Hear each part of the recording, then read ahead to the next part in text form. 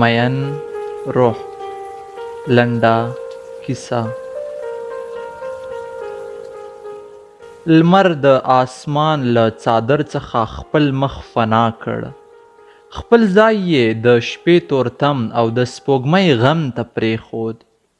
زه د لوړ غره پر سر ناست وم، د ښار او انسانانو له شوره لرې.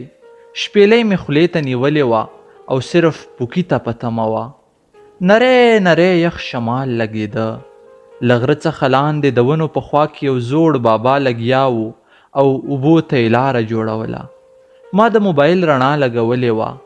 د شپېلۍ په سوري کې مې د یوې نغمې ساه پوف کړه. د شپېلۍ په سوریو کې تاوه شوه او اخر ترې داسې آهنګ جوړ شو: ارمانونه مې شول خاورې، امیدونه په سلګو دي، د هجران لمبې تاویږي، دیدنونه په سلګو دي.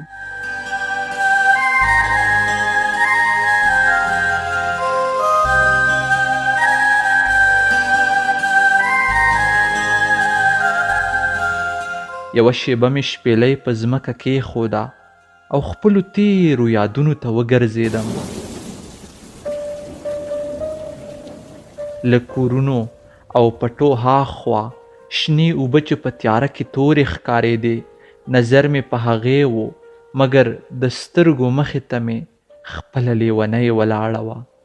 په خیال کې مې ورته وویل: کاش چې یو زه وای او یو ته وای، په دنیا کې نور هیڅوک نه وای او خدای راته یوه الوتونکې مرغۍ مقرر کړې وای، تر څو د ښکلو او طبیعي ځایونو نندارې مو کولای.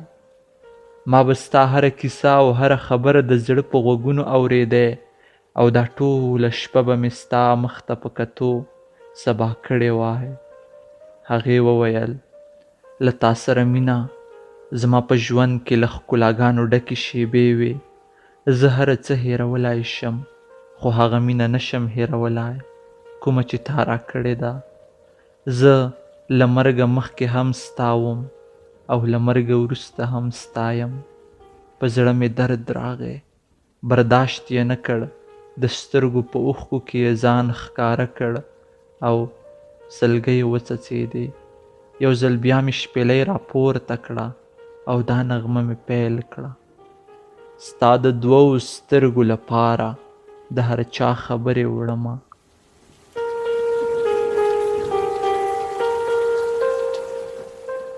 زه لا هم په خپل تصور او خیال کې ډوب وم چې علي وخوځولم.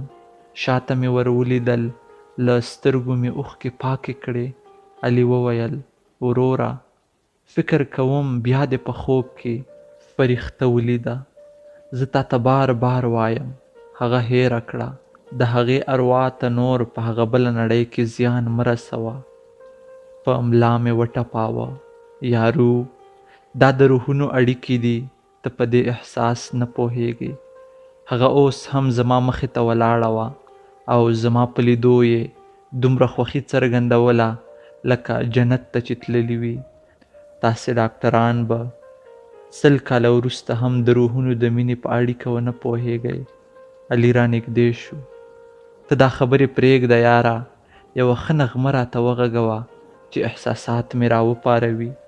ځان مې برابر کړ او نغمه مې شروع کړه: سپینې سپوږمۍ وایه اشنا به چېرته وینه، ګونګی شوې ولې نه وایې حالونه. دا وخت د غره سر ته طالبان راوختل. زه او علي ولسوالۍ ته روان کړو. د ولسوالۍ څخه یې لویې پوستې ته ولېږو او د 3 شپو په بند یې محکوم کړو. په بند کې یو څه نور نفران هم وو. خوب نه ورته. زه د زندان د اوسپنې مخې ته ودرېدم او ومې ویل: په یو کلي کې یو هلک اوسېده چې ډېر غریب و. هغه په خپل کلي کې د فرښتې په نامه په یوې نجلۍ مین و چې ډېره بېڅارې ښکلا یې درلوده. فرښته ښکلې او نرۍ نجلۍ وه چې اوږد مخ یې درلود او په مخ یې هیڅ داغ نه و. هغه هلک ته فرښته په رښتیا هم فرښته ښکارېده او د مینې داسې تړون یې ورسره کړی و چې د اوسنۍ زمانې انسانان د هغه ډول مینې څخه عاجزه دي. ډیر وخت تیر شو، د هغه هلک زړه نه صبرېد او یوه ورځ یې یو ډیر سخت او غلط قدم واخیست. هغه هلک د نجلۍ کور ته ورغی او ورته یې د ټولې کورنۍ په مخ کې د مینې اظهار وکړ.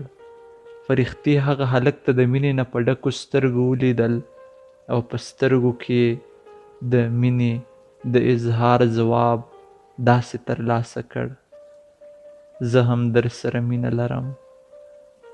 هلک ډیر خوشحاله شو، خو دا چې هغه کور کې هلک د خپل جانان په مخ کې وهل وخوړل نو هیڅ درد یې حس نه کړ او له خوشحالۍ یې خوله وازه او مسکا نه پاتې شوه. هلک خپل کور ته په داسې حال کې راغی چې جامې یې شلېدلې او ټول بدن یې په وینو کې لت پت و، مګر څهره یې له خندا ډکه معلومېده او له خوشحالۍ څخه یې ټوپونه وهل. هلک چې کوم ګلان له ځانه سره وړي وو هغه لا هم ورسره وو. د کورنۍ غړو یې هم ژړل او هم خندل، ځکه چې د هلک خوښي دومره زیاته وه چې مقابل طرف ته یې له حده زیاته خوښي بخله. مګر چې ټپونو ته به یې ولیدل نو ژړا به ورتله. هلک په همداسې لیونتوب کې روغ شو. د هلک کورنۍ د نجلۍ له کورنۍ بخښنه وغوښته او په اسلامي طریقه یې د هلک لپاره د نجلۍ رشته وغوښته. د قسمت خبره وه، هغه کورنۍ دې ته راضي شوه تر څو د خپل کور ګل دې هلک ته ورکړي او د کورنۍ حیا او عزت یې خوندي شي. د دوی دواړو نکاح او کوژده وشوه. دوی به په کلي کې ډیرو ځایونو کې یو بل لیدل او یو بل ته به یې د مینې اشارې کولې. هلک به ډیر وخت د کوژدن لپاره تل د غره پر سر کښېناسته تر څو خپله محبوبه له پورته څخه وګوري. پښتني ټولنه وه، دیدن پکې تل د سر په بدله و. د ورځو نه یوه ورځ سهار وختي چې هلک له خوبه پاڅېده نو یو غټ آواز یې تر غوږه شو. ژر ژر له خونې څخه راووت. هر کله چې له کوره بیرون راووت نو ویې لیدل چې د کلي شاوخوا الوتکې ګرځېږي. په ټول کلي الوتکو بمباري شروع کړه. نه یې هم کومې ښځې ته ولیدل او نه یې هم کوم ماشوم ته، بلکې ټول کلی یې له یوې مخې بمبار کړ چې شاوخوا مې خیال شو دا وخت د ټولې پوستې عسکرو زما کیسې ته غوږ نیولی و. بیا مې ورته وویل. هلک په خپلو سترګو ولیدل چې د کلي ډیره برخه یې بمبار شوه او په آخر کې تیارې بیرته له کلي څخه ووتلې. د کلي د خلکو نور هیڅ وس نه رسېده نو دغه هلک او کلیوالو په الوتکو پسې تیږې وویشتې، مګر الوتکې بیرته رانغلې. د کلي یوه برخه یې بمبار کړه، خو د غم خبره دا وه چې د فرښتې ټوله کورنۍ او فرښته هم بلې دنیا ته تللې وه او نور یې په دې دنیا کې اکسیجن نشو کش کولی. ټولو خلکو یو ځل بیا خپل ژوند ته ادامه ورکړه، مګر هغه هلک بیا خپل ژوند د پخوا په څیر جوړ نه کړ او دماغ یې په همغه پیښه کې پاتې شول. په ژړغوني غږ مې وویل: هغه هلک اوس هم هغه نجلۍ یادوي او له ځانه زیاته مینه ورسره لري. سترګې مې راپورته کړې، له اوښکو ډکې وې. علي راغی، غېږې ته یې نږدې کړم، سترګې او پوزه مې په لمن پاکه کړه او ومې ویل: هغه هلک اوس هم هر ماښام هغه غر ته ځي او د خپل جانان یادونه راتازه کوي. نن ورځ هماغه غر ته د تګ په ګناه کې هغه هلک دې زندان کې بند دی او تاسې یې له خولې څخه دغه کیسه واورېده. له زندان څخه د ژړا او غم یو هیبتناک غږ پورته شو.